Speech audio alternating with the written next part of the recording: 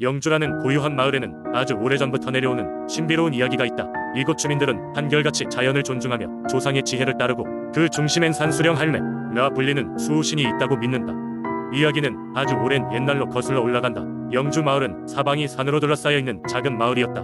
산은 마을 사람들에게 많은 것을 제공했지만 그에 따른 위험도 존재했다. 갑작스러운 자연재해나 맹수의 습격이 가끔 발생했고 이로 인해 마을 사람들은 큰 두려움에 떨곤 했다. 어느 해 마을에 유난히 긴 장마가 찾아왔다.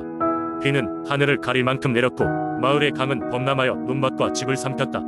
사람들은 흉작과 집을 잃을 위기에 처했으며 생존 자체가 위협받는 상황이었다. 마을 사람들은 모두 불안에 떨며 서로를 위로했으나 상황은 나아지지 않았다. 그때였다. 어느 날 밤 한 노파가 마을에 나타났다. 그녀는 머리부터 발끝까지 비에 젖었지만 눈빛은 강렬하고도 자애로웠다. 그녀는 자신이 산수령 할매라 소개하며 마을에 닥친 어려움을 해결하기 위해 왔다고 말했다. 누구도 그녀를 본 적이 없었지만 이상하게도 그녀의 말에 사람들은 믿음을 가지게 되었다.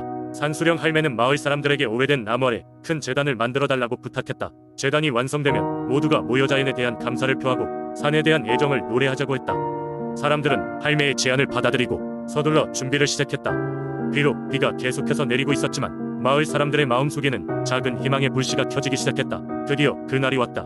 마을 사람들은 제단 앞에 모여 산수령 할매의 주도 아래 의식을 거행했다. 할매는 기도문을 외우며 산과 자연의 신들에게 감사를 표했다. 이후 그녀는 마을 사람들에게도 자연에 대한 감사와 사랑의 마음을 담아 노래할 것을 요청했다. 모두가 순수한 마음으로 노래를 불렀고 기적적으로 비가 조금씩 그치기 시작했다. 제단 앞에서의 의식은 길지 않았지만 그날 이후 놀라운 변화가 나타났다. 강에 물이 서서히 빠지기 시작했고 작물들은 놀랍게도 다시 자라났다. 주민들은 산수령 할매의 은혜에 깊은 감사를 느꼈다. 마을 사람들은 할매의 말을 따라 매년 새로운 제단을 만들고 자연에 대한 감사의식을 거행하기 시작했고 이상하게도 그때마다 마을은 언제나 평화롭고 풍요로웠다. 비록 산수령 할매는 그날 이후 다시 모습을 드러내지 않았지만 영주의 모든 사람들은 그녀가 여전히 마을을 지켜보고 있다고 믿었다. 현재까지도 영주 주민들은 산수령 할매를 잊지 않고 매년 자연에 대한 감사와 사랑을 표현하며 조상의 지혜를 이어받고 있다. 이야기는 이렇게 전해지고 있으며 자연과 인간의 조화로운 삶에 대한 교훈을 준다. 두 번째 이야기. 오랜 옛날 태안반도의 해안 마을에는 풍어를 기원하고 작게나마 생활 터전의 안녕을 위해 바다의 신을 모시는 해신당이 있었다. 이 마을은 수많은 배들이 풍성한 고기를 끌고 돌아오는 덕분에 번영을 누리고 있었지만 어느 순간부터 오랫동안 이어져 오던 바다의 축복이 멈추기 시작했다. 바다는 점차 어두워졌고 많은 배들이 고기를 잡지 못하고 빈손으로 돌아오게 되었다. 마을 사람들은 점점 불안해졌고 그들은 밤마다 모여 토론했다. 어르신들은 바다의 신이 노예화하신 것이다 라고 말했고 이를 달래기 위해 큰 제사를 지내야 한다고 주장했다. 마을 사람들은 이를 듣고 즉시 해신당으로 달려가 성대한 제물을 준비하며 바다의 평화를 기원했다. 제사가 진행되는 동안 마을에 어부였던 청년 연수는 어딘가 모르게 불안한 감정을 지울 수 없었다. 그는 바다의 신이 이번에도 축복을 내리지 않는다면 마을에 큰 재앙이 닥칠 것이라는 생각에 사로잡혔다.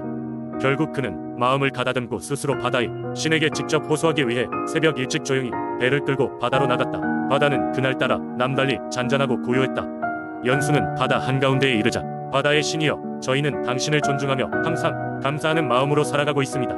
저희 마을을 지키고 다시 한번 풍요로운 바다로 돌아갈 수 있게 해주십시오 라며 큰 소리로 간절히 기도했다. 그러자 갑작스레 주변 바다가 반짝이며 붉은 빛이 감돌더니 연수의 눈앞에 웅장한 해신이 나타났다. 해신은 연수에게 다가와 부드러운 목소리로 너의 진심 어린 마음을 느꼈다. 나의 축복은 너희 마을에 다시 돌아갈 것이며 너희는 바다와 함께 조화를 이루며 살아가거라 고 말했다. 이후 연수를 둘러싼 빛은 사라지고 그는 다시 평소의 바다 한가운데에 있었다. 그 길로 연수는 마을로 돌아가 이 일을 전했고 이를 들은 마을 사람들은 눈물을 흘리며 해신께 감사의 마음을 들었다. 그 이후 태안의 바다는 다시 풍풍성한 물고기로 가득 차게 되었고 마을 사람들은 매년 해신당에서 바다의 신께 감사의 제사를 올리며 그와의 약속을 기억했다. 이 이야기는 지금까지도 전해져 내려오며 태안 사람들에게 바다와의 조화를 중요시할 것을 일깨워두는 소중한 민속신앙이 되었다. 세 번째 이야기. 옛날 옛적 천안의 한적한 시골 마을에서는 매년 특별한 축제가 열리곤 했습니다. 이 축제는 두레라 불리며 마을 사람들 모두가 한데 모여 함께 농사일을 돕고 풍년을 기원하는 의미를 지니고 있었습니다. 두레는 단순한 축제가 아니었습니다. 서로의 삶을 돕고 더불어 사는 공동체의 정신을 기리는 자리였습니다. 특히 천안이라는 고장은 평야 지대가 많아 곡식 농사가 주를 이루었고 이로 인해 두레의 중요성은 더욱 컸습니다. 마을 사람들은 두레날이면 새벽부터 준비를 시작했습니다. 막내 농부 영수는 올해 처음으로 두레에 참여하게 되어 무척 설렜습니다. 그의 할아버지께서 물려주신 이야기에 따르면 두레는 단순한 일이 아니라 마을의 평화와 안녕을 가져오는 마법과 같은 역할을 한다고 했습니다. 영수는 그 말을 가슴 깊이 새기고 이번 두레를 통해 자신도 마을에 기여하겠다는 다짐을 했습니다.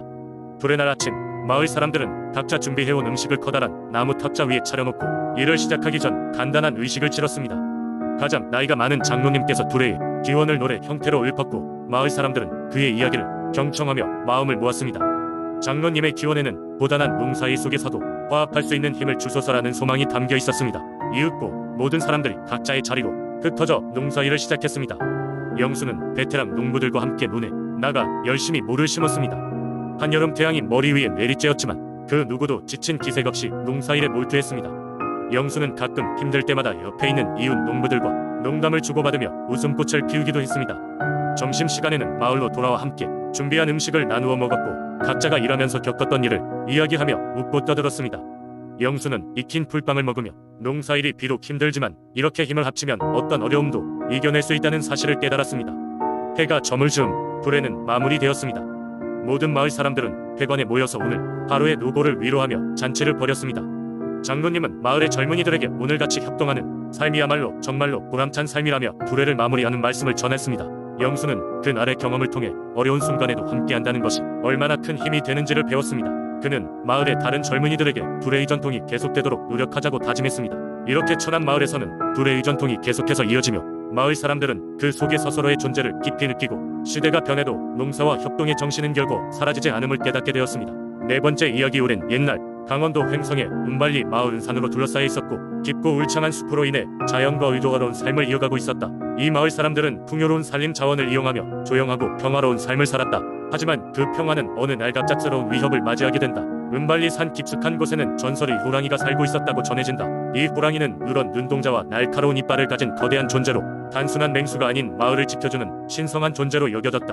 어려운 일이 있을 때마다 마을 주민들은 산신령께 기도를 올렸고 호랑이가 마을의 수호신으로서 악령과제난으로부터 마을을 보호해준다고 굳게 믿었다. 그러나 무서운 폭풍우가 휘몰아치던 어느 날 밤 마을에 이상한 일이 발생했다. 집집마다 들려오는 동물의 울음소리가 불길한 전조처럼 들렸고 불안에 떨던 주민들은 공포에 사로잡혔다.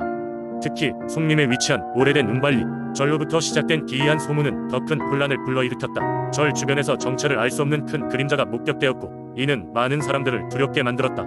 이러한 위협 앞에서 마을에서 가장 존경받는 노인이 중심이 되었다. 노인은 백발이 무성한 노장으로 젊은 시절부터 마을의 전통과 민속을 깊이 이해하고 있었다.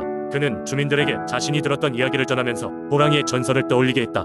이것이 마을을 지키는 신령스러운 호랑이의 징후임에 틀림없다고 확신하며 모두가 함께 기도를 올려 마음을 모은다면 다시 평화를 되찾을 것이라 말했다. 마을 사람들은 노인의 말에 따라 마을 중심지에 위치한 무당이 주관하는 제사를 준비했다. 정성을 다한 음식을 차려놓고 향을 피워 올리며 마을의 안녕을 기원하는 기도를 드렸다. 그날 밤 모든 주민들은 한자리에 모여 머리를 숙이고 호랑이에게 마을을 지켜달라는 영원히 어린 목소리를 냈다. 놀랍게도 그 이후로 마을을 뒤덮었던 기이한 소리와 그림자는 서서히 사라져갔다. 사람들은 안도하며 은반이의 호랑이가 마을을 지키고 있다는 믿음을 더욱 굳게 하게 되었다. 전해진 말들에 따르면 폭풍이 지나간 후 아침 가까운 산길에서 거대한 발자국을 발견했으며 이는 마을을 지켜주는 호랑이 발자국이라 믿게 되었다. 이와 같은 이야기는 단순히 맹수에 대한 공포 이상의 의미를 가진다.